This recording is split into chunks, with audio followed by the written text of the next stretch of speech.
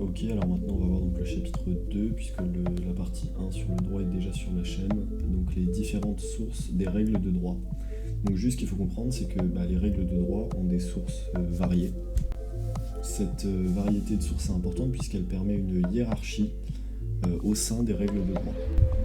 Alors donc la règle de droit peut être identifiée grâce à deux critères. Tout d'abord le critère matériel, c'est-à-dire en fonction de l'objet de la règle de droit, c'est-à-dire ce qu'elle impose ou sur quoi porte-t-elle. Par exemple, j'interdis de fumer dans les amphithéâtres.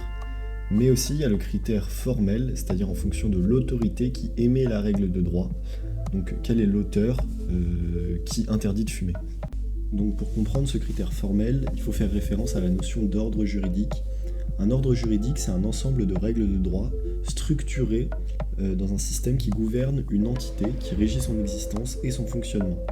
Ce qui caractérise un ordre juridique, c'est son autonomie, c'est-à-dire qu'il n'y a aucune autorité externe qui n'a de pouvoir sur sa production normative. Donc en cela, chaque État est une entité organisée et autonome, donc c'est-à-dire chaque État a son propre ordre juridique. Il y aurait donc autant d'ordres juridiques étatiques que d'États. Ce sont ce que l'on nommera des ordres juridiques internes. Il y a aussi par contre donc les ordres juridiques externes, et ça va concerner tout ce qui est droit international, droit de l'Union européenne. Donc maintenant on va voir la section 1, les règles de droit de l'ordre juridique interne. Donc l'ordre juridique est par essence structuré à partir du critère formel. On va retrouver ici donc la théorie de Kelsen. Donc cette théorie qu'on appelle la pyramide des normes hiérarchise les différents étages et des éléments de l'ordre juridique. Donc on va retrouver tout en haut de la pyramide la Constitution. Ensuite on va retrouver en dessous donc les traités internationaux. En dessous on va retrouver la loi. Et enfin on va retrouver tout ce qui a une valeur réglementaire tout en bas de la pyramide. Donc la Constitution, c'est l'ensemble des règles suprêmes fondant l'autorité étatique, organisant ses institutions et lui donnant ses pouvoirs et lui imposant des limitations en particulier, en garantissant aux sujets ou citoyens des libertés. Alors donc, comme elle est au sommet de la hiérarchie des sources du droit positif, elle détermine la compétence des divers organes de la loi et leurs rapports. Par exemple, ça va être le cas de la Constitution du 4 octobre 1958 en France, puisqu'en effet la Constitution organise les pouvoirs publics, législatifs, exécutifs et juridictionnels et leurs relations mutuelles. Ici, la Constitution va donc répartir les compétences, et ceci est d'autant plus important que ces textes n'énoncent pas de simples règles de compétences ou de procédures, mais ils concernent les droits et libertés des particuliers. Maintenant, on va voir en B les règles à valeur législative. Donc on a vu la Constitution qui était tout en haut de la pyramide, et en dessous se trouvent donc les règles à valeur législative. Donc la loi est une disposition émanant de l'organe étatique, investi du pouvoir législatif par la Constitution, et élaborée selon les formes prévues par celle-ci. Pour faire simple, la procédure législative comprend 3 phases principales, donc le dépôt du texte, son examen par le Parlement, et enfin sa promulgation par le Président de la République.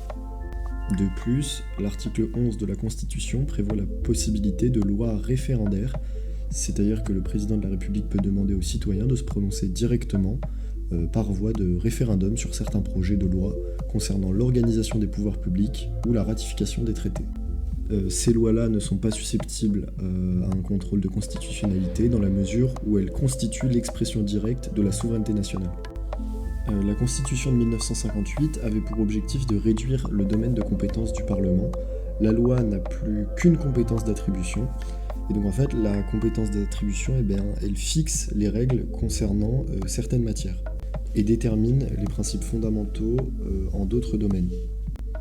Toutefois, l'interprétation de la Constitution de 1958, donc par le Conseil constitutionnel et par le Conseil d'État, n'a pas conduit à ce qui pouvait apparaître comme une révolution, puisqu'en effet, le Conseil d'État, qui à l'origine avait été institué pour censurer les empiétements du législateur dans le domaine réglementaire, a choisi d'interpréter de façon extensive les matières de l'article 34, c'est-à-dire les matières réservées à la loi. Maintenant, on va voir en C les principes généraux du droit.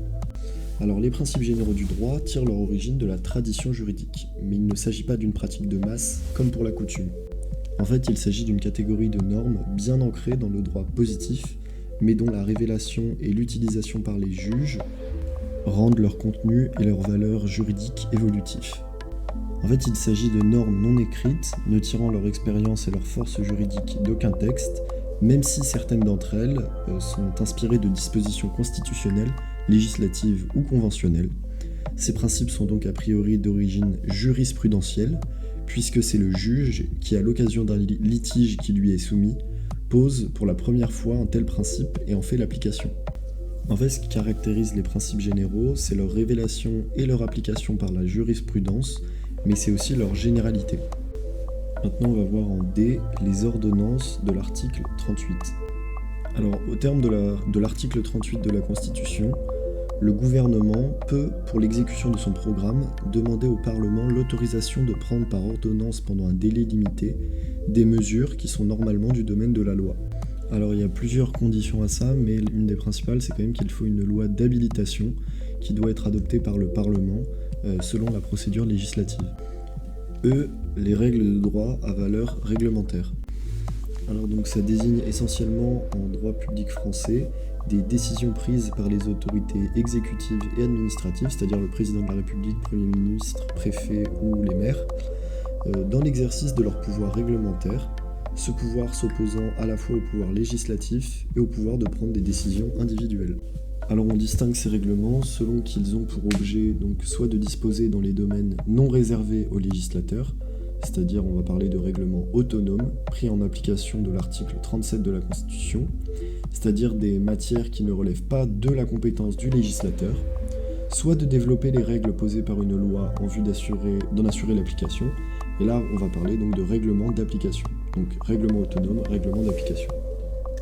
De plus, on va les distinguer donc selon l'autorité dont ils émanent, avec là encore une hiérarchie interne à l'autorité publique. Donc on va avoir tout d'abord les décrets, donc les décrets du président de la République délibérés en Conseil des ministres, les décrets simples du président de la République, les décrets du Premier ministre. Ensuite, on va avoir les arrêtés, donc les arrêtés interministériels, les arrêtés ministériels ou les arrêtés préfectoraux. Les arrêtés municipaux pris par le maire de la commune, et enfin on va avoir donc les autorités administratives indépendantes à qui est confié le pouvoir de fixer des normes obligatoires. Et enfin on peut les distinguer selon leur forme, donc certains doivent être obligatoirement précédés de l'avis d'un organe consultatif, tel que le Conseil économique, social et environnemental, ou plus généralement le Conseil d'État, et donc le consultant n'est jamais tenu de suivre cet avis, sauf exigence d'un avis conforme. Maintenant, on va voir en E la coutume. Alors, c'est à partir des usages que se forme la coutume, car la coutume est un usage qui est devenu, à certaines conditions, une règle de droit. Donc, c'est une règle de droit qui s'impose aux particuliers, mais elle n'émane pas des pouvoirs publics, elle émane directement du corps social. Elle est donc le fruit d'un consensus. Alors, donc, la coutume suppose la réunion de deux éléments pour constituer une règle de droit. Un élément matériel et un élément psychologique. Tout d'abord, l'élément matériel, c'est que la coutume doit être un usage ancien, notoire et général. Et ensuite, donc un élément psychologique, c'est la conviction des particuliers d'agir en vertu d'une règle obligatoire. Alors donc, l'étude des différents textes a permis de constater une certaine complexité qui résulte de cette subdivision des sources. Donc tout d'abord, le nombre de textes, à peu près 400 000, n'arrange rien. Et donc la solution réside peut-être dans ce qu'on appelle la codification. Alors donc on va voir la codification des normes. Alors la codification consiste à réunir en un même document des sources éparses qui pouvaient être auparavant écrites ou non écrites. Un code est un corps cohérent de textes englobant, selon un plan systématique, l'ensemble des règles relatives à une matière et issues soit de travaux législatifs, soit d'une élaboration réglementaire.